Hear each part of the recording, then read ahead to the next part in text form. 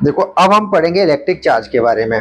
देखो electric charge होता क्या है, तो सबसे पहले हम जो स्टैंडर्ड डेफिनेशन है वो पढ़ लेते हैं। इलेक्ट्रिक चार्ज किसी भी मटेरियल की वो प्रॉपर्टी है जो अपने चारों तरफ या तो इलेक्ट्रिक इफेक्ट प्रोड्यूस करेगी या मैग्नेटिक इफेक्ट प्रोड्यूस करेगी। तो अब या तो उसको वो प्रोड्यूस कर रही होती है या उसको सेंस कर रही होती है, एक्सपीरियंस कर रही होती है। तो ये तो हमारी हो गई है प्रॉपर डेफिनेशन। लेकिन अगर हम देखें वैसे तो इलेक्ट्रिक चार्ज बहुत सारी चीज़ों पे डिपेंड करता है, तो हमने सारे पॉइंट यहाँ पे लिख दिए, उनको एक एक करके हम समझेंगे। जैसे मैंने एक प्रॉपर डेफिनेशन लिखी है इलेक्ट्रिक चार्ज की, देखिए यहाँ पर इलेक्ट्रिक चार्ज का क्या मतलब है। इलेक्ट्रिक चार्ज किसी भी मैटर की वो प्रॉपर्टी है जो अपने चारों तरफ या तो इलेक्ट्रिक इफेक्ट को एक्सर्ट और एक्सपीरियंस करने का काम करती है। सेम प्रोसेस से मैंने हिंदी में भी लिख दिया है कि विद्युत आवेश किसी पदार्थ का वह गुणधर्म है जो अपने चारों तरफ या तो किसको, विद्युत प्रभाव को और चुंबकीय प्रभाव को उत्पन्न कर रहा होता है या उसको अनुभव कर रहा होता है। तो एक बार डेफिनेशन दोबारा देखेंगे। विद्युत आवेश किसी पदार्थ का वह गुण है जो अपने चारों तरफ या तो विद्युत प्रभाव और चुंबकीय प्रभाव को उत्पन्न कर रहा होता है या उसको अनुभव कर रहा होता है। ऐसे सेम हमने इंग्लिश में लिखा है, electric charge is a property of matter जो क्या करता है, property of matter, it exert और experience electric effect and magnetic effect. अब देखो चार्ज के बहुत सारे फैक्ट हैं, उनको हम एक एक करके पढ़ेंगे। अगर हमारा चार्ज रेस्ट में है तो क्या होगा, और चार्ज अगर मोशन में है तो क्या होगा। अगर चार्ज हमारा रेस्ट में है, एक जगह रुका हुआ है, तो वो क्या करता है, अपने चारों तरफ से केवल ओनली ऑन इलेक्ट्रिक फील्ड को प्रोड्यूस करता है। देखो यहाँ लिखा है हमने, अगर चार्ज हमारा रेस्ट में है तो वह अपने चारों तरफ किसको प्रोड्यूस करेगा, इलेक्ट्रिक इफेक्ट को प्रोड्यूस करेगा। अब इलेक्ट्रिक इफेक्ट क्या होता है, इलेक्ट्रिक फील्ड क्या होता है। इलेक्ट्रिक फील्ड हम जैसे अगला टॉपिक हमारा इलेक्ट्रिक फील्ड से ही रिलेटेड होगा, तो उसको जो हम जब वो आएगा तब हम उसको अच्छे से देखेंगे। लेकिन फिलहाल हम देखते हैं इलेक्ट्रिक फील्ड प्रोड्यूस करेगा अगर चार्ज हमारा रेस्ट में है। लेकिन अगर हमारा चार्ज मोशन में हो जाए तो क्या होगा। देखो चार्ज मोशन में दो तरह से हो सकता है, या तो वो कांस्टेंट वेलोसिटी के साथ जाए या वो जाए असलेटेड मूव पे। मतलब कांस्टेंट वेलोसिटी होगी तो उसका एक्सेलरेशन जीरो होगा, और एक्सेलरेशन क्या होता है, त्वरण क्या होता है, ये सारी चीजें हम पढ़ चुके हैं 11th क्लास में। कांस्टेंट वेलोसिटी हिंदी में बोलते हैं नियत वेग, तो उसका मतलब होता है उसका त्वरण एक्सेलरेशन जो है वो जीरो हो जाता है। लेकिन अगर वेलोसिटी कांस्टेंट नहीं है, बार बार बदल रही है, इसका मतलब वहां पर एक्सेलरेशन हो चुका है, जनरेटेड हो चुका है। तो जब मोशन एक्सेलरेटेड हो तो वहां पर कुछ और प्रोड्यूस होगा।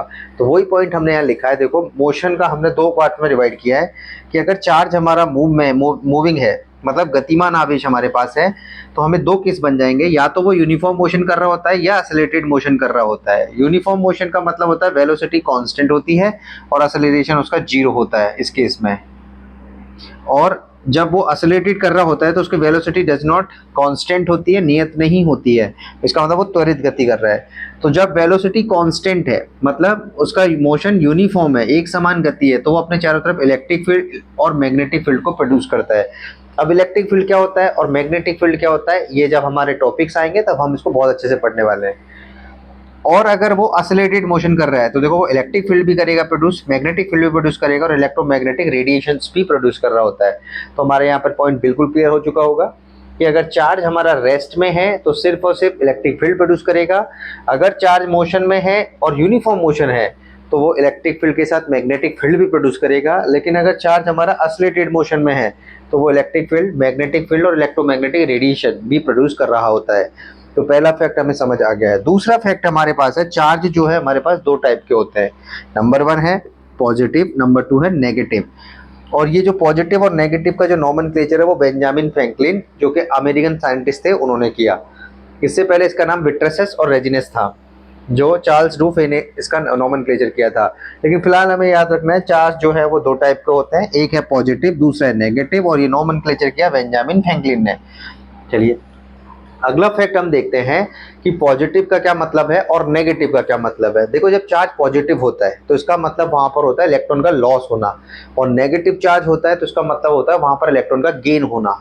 और इलेक्ट्रॉन लॉस होता है तो देखो इलेक्ट्रॉन जब लॉस करेगा तो वो क्या करेगा, अपना मास भी लेकर जाएगा। इसका मतलब इलेक्ट्रॉन लॉस होने पर पॉजिटिव चार्ज आएगा लेकिन उसका मास डिक्रीज हो जाएगा।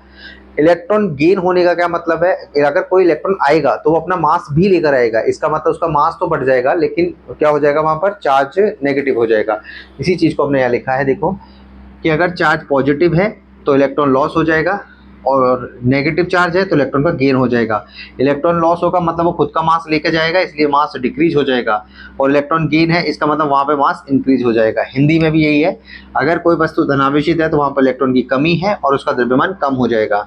अगर ऋणावेशित है तो वहाँ पर जो है वो यहाँ पर इलेक्ट्रॉनों की वृद्धि होगी और वहाँ पर द्रव्यमान बढ़ जाएगा। अब हमें पता है कि देखो हमें ये फैक्ट हमें समझ आ गए होंगे। अगर हमारे पास लाइक चार्ज है, समान आवेश है, मतलब प्लस प्लस या माइनस माइनस, तो क्या होगा? और असमान आवेश अनलाइक चार्ज है तो हमारे पास क्या होगा?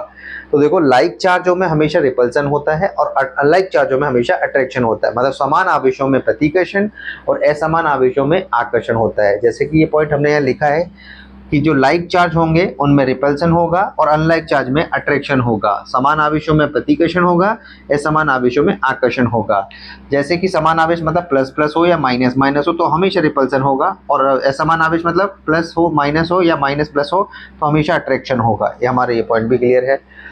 देखो हमें इस पूरी यूनिट में एक वर्ड और सुनना है जिसका नाम है फ्री इलेक्ट्रॉन्स। फ्री मतलब जो फ्रीली मूव कर सकता है।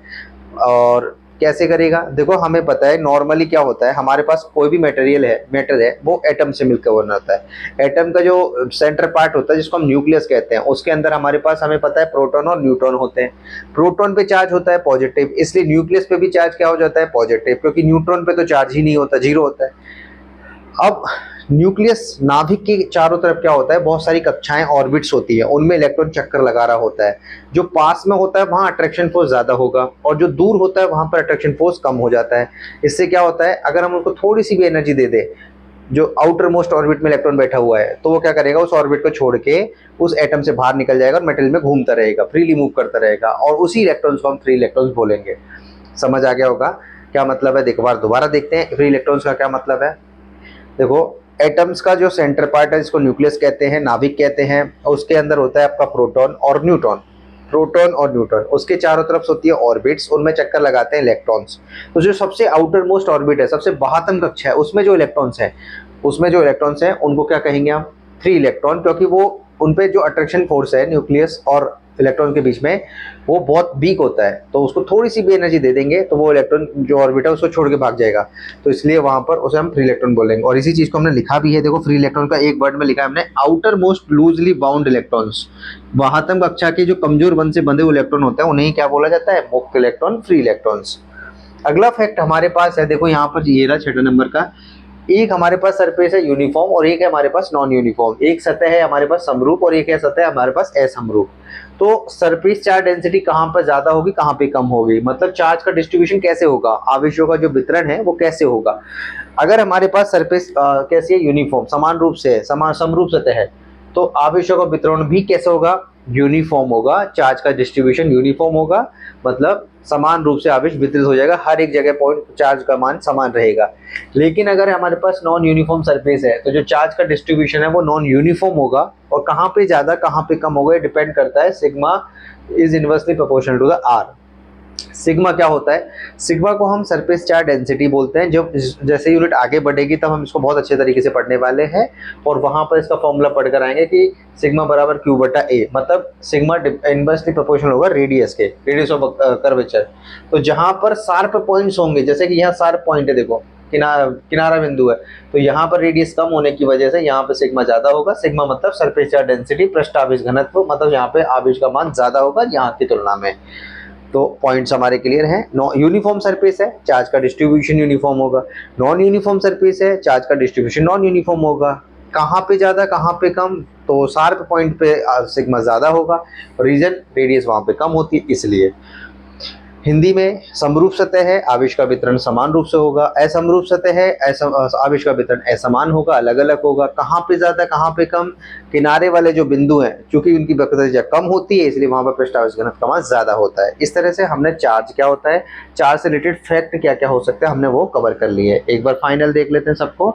इलेक्ट्रिक चार्ज किसी भी मेटेरियल की वो प्रॉपर्टी है जो क्या करती है, अपने चारों तरफ इलेक्ट्रिक इफेक्ट, मैग्नेटिक इफेक्ट को या तो एग्जर्ट या एक्सपीरियंस कर रही होती है। चार्ज और हमने देखो फैक्ट नंबर 1 क्या पढ़ा, रेस्ट चार्ज है तो इलेक्ट्रिक फील्ड को प्रोड्यूस करेगा। यूनिफॉर्म मोशन के साथ है तो इलेक्ट्रिक फील्ड मैग्नेटिक फील्ड करेगा। एसिलेटेड मोशन के साथ है इलेक्ट्रिक फील्ड मैग्नेटिक फील्ड और इलेक्ट्रोमैग्नेटिक रेडिएशन प्रोड्यूस करेगा।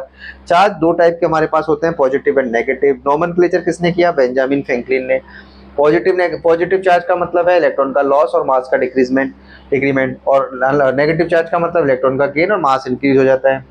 लाइक चार्ज में हमेशा रिपल्सन होगा, अनलाइक चार्ज में अट्रैक्शन होगा। Free electron, outer most loosely bound electron को फ्री इलेक्ट्रॉन्स कहते हैं। यूनिफॉर्म सरफेस है, चार्ज का डिस्ट्रीब्यूशन यूनिफॉर्म होगा। नॉन यूनिफॉर्म सरफेस है, चार्ज का डिस्ट्रीब्यूशन नॉन यूनिफॉर्म होगा। जहां रेडियस ऑफ कर्वेचर कम है वहां सिग्मा की वैल्यू ज्यादा होगी। अब हम चलते हैं आगे की तरफ, एक बार नोट करें इसको।